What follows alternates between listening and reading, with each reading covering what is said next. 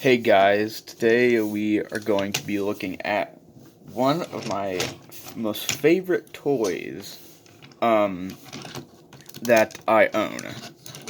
And it is Transformers Prime Terrorcon Cliffjumper. So, if you haven't seen Prime, Cliffjumper is voiced by The Rock, Dwayne The Rock Johnson, and he gets killed. And then Megatron revives him using Dark Energon, and then he turns into a zombie or a Terrorcon. Um, and that's really it. That's all he has as a character in Transformers Prime, and is basically just a plot device for RC.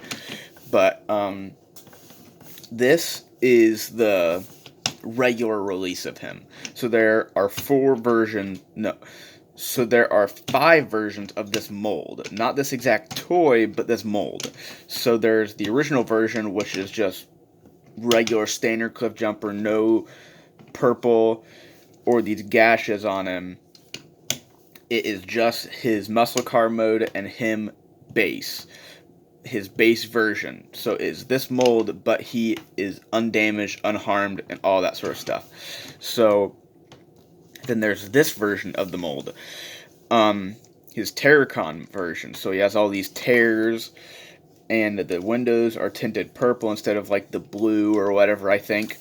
And then there is the reveal the shield version, which is the original version. So the stock, undamaged Cliffjumper, but it has a more G1 accurate head on him. And then there is the Rust and Peace version. So it is this obviously exact mold. The Terracon version, so this version of him, of the character, but the windows are cracked. There are more tampos and these like just more generic tears and stuff. He comes with a piece of Dark Energon and a piece of Dark Energon flowing into his chest, a piece, and he comes in a bigger, more intricate box. And then there is the Arms Micron version that is like exclusive to Japan, and that toy is all purple. It is all clear purple, exactly like the windows here. The whole toy is cast in a tinted dark purple. So there's 5 versions of this exact mold, and they transform it exactly the same as him. But here right now, I own the stock, the original version of the Terracon Cliffjumper. I don't own the Rust in Peace or the Arms Micron version. And I wanted the Rust in Peace one, and I knew nothing about the differences between the Rust in Peace, except for this guy had no accessories and didn't have the accessories that the Rust in Peace one had. So that's why I went with him back when I got this. I bought him on eBay, sealed, for like $20. And now he's like 50 sealed. 56, like 60, 70 sealed. I did see one at BotCon. I really, really wanted to get it because I have a very special connection to this character. Well, this version of the character and this toy particularly. Yeah. So he's a muscle car. I don't know exact. I think he's like an amalgamation of a lot of different muscle cars.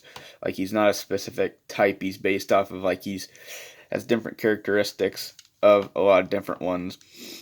A lot of different muscle cars, but I really, really like it. I like the idea of this this cool car aesthetic, other than like a sports car. Like sports cars have been done, regular sedan cars have been done, trucks have been done, but not really a muscle car. Really, the only one that I can think of is 2007 Big Daddy from the Transformers the movie toy line, which was a redeco of Downshift from Transformers Cybertron. And those were really it. And this guy, and all of his mold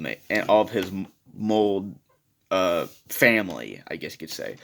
And yes, you could probably tell that they're are chips, you could say, out of the hood, and there's a huge gap along the hood and the front windshield. And we'll get into that more in the robot mode, but I really like this car mode. Obviously the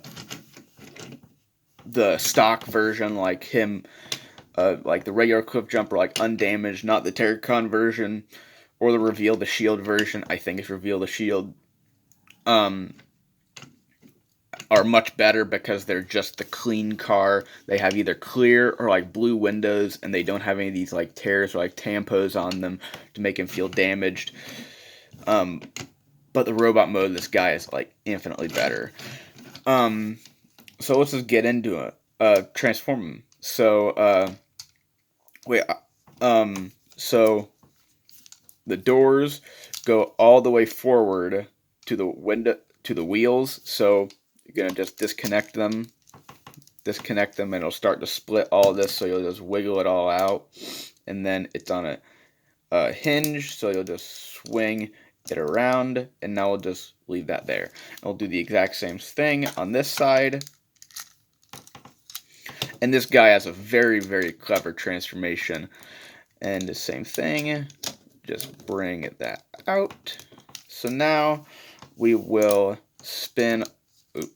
You have to come back here and bring this out, and you'll spin all of this around. You have to bring it out more, so it's like almost like at a 90-degree angle, I guess you could say.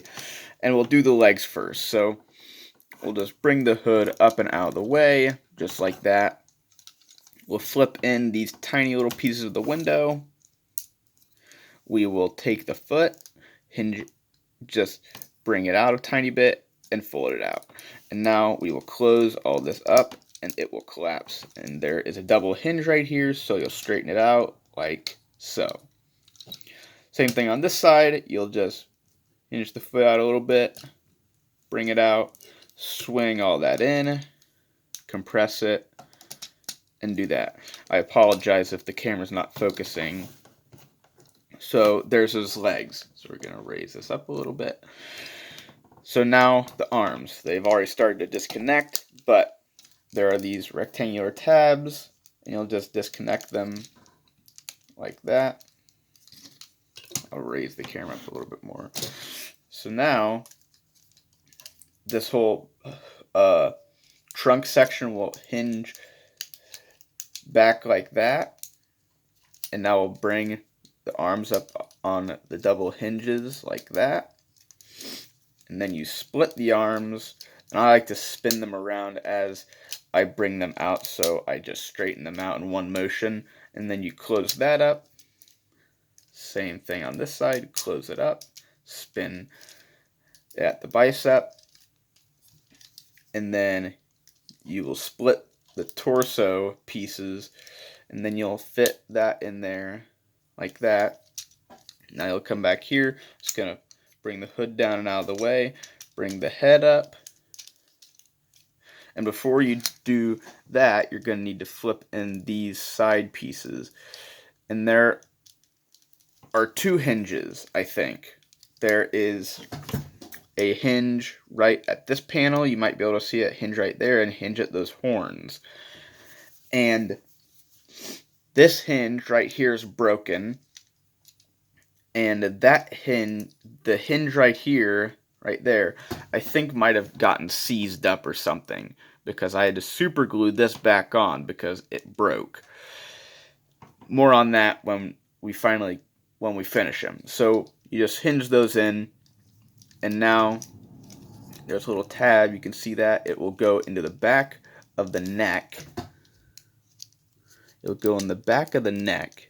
Since the plastic's black, isn't very easy to see, but then you hinge the headlights forward like so, and I think that hinge is just supposed to bring all that stuff up and like collapse it inward a bit more, but really it's not that big a deal.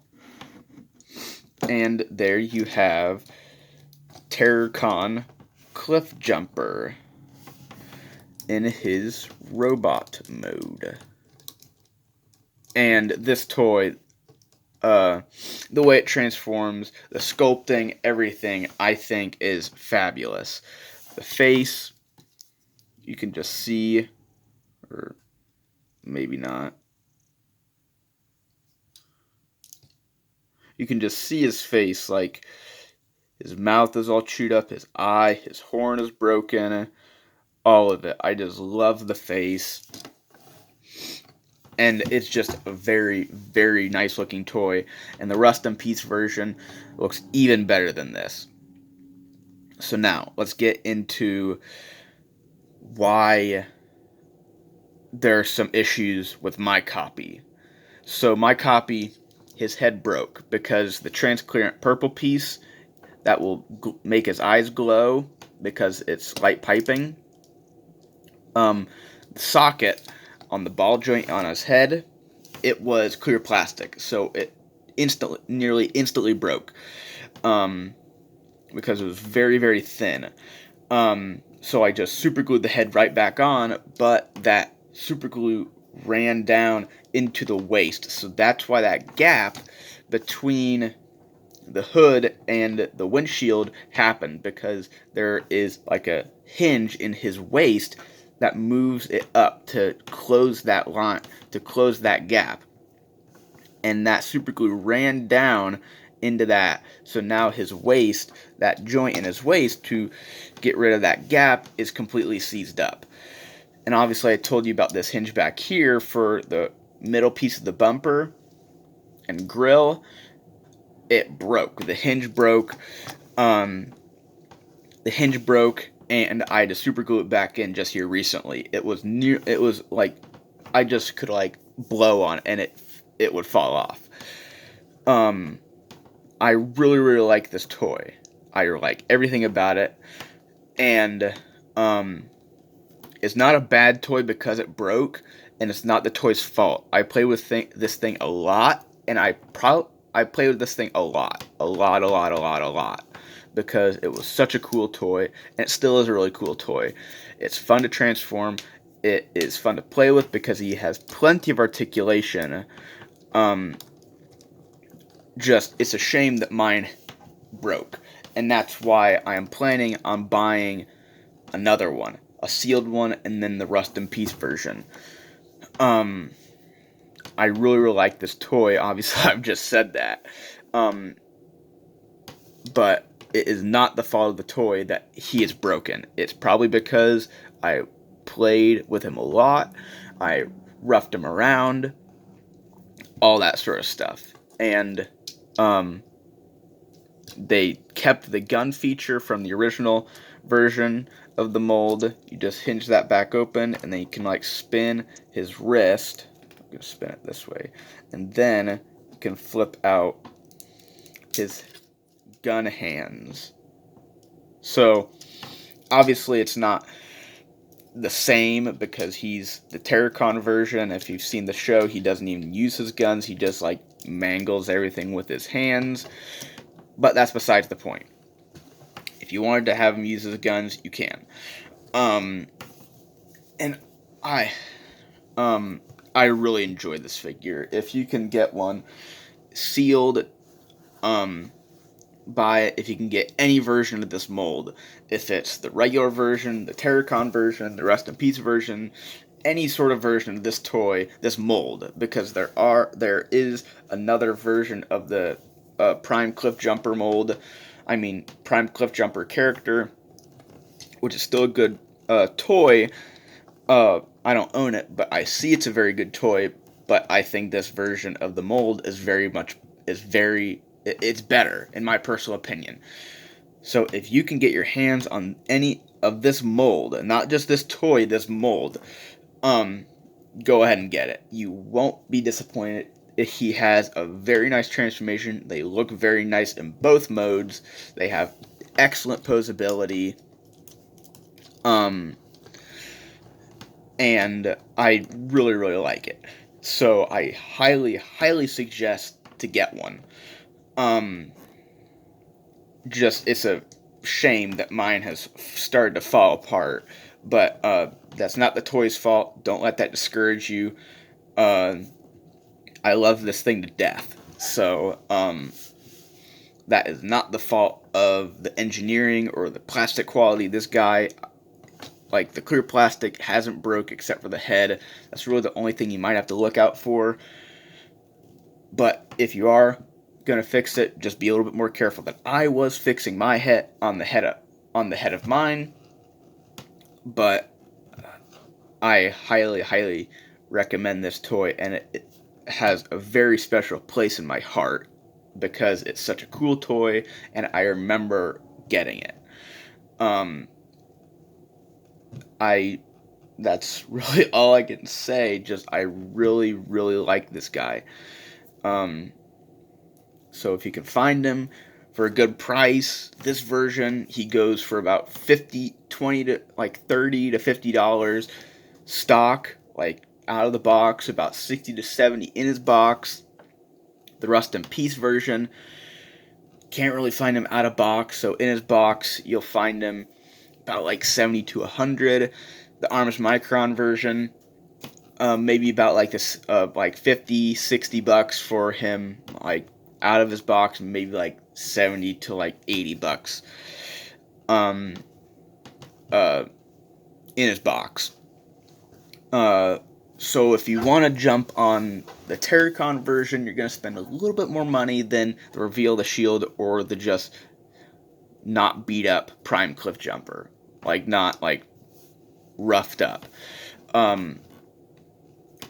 But I would definitely suggest buying one or at least looking for one. But if you don't care about this, if this deco doesn't bother you, if you don't have it, I would definitely suggest just going for the Reveal the Shield or the just regular Prime version, because this guy, I don't know why he goes for so much money now, but I'm happy that I have him now. Well, that's really all that I can think of. So until next time, see ya.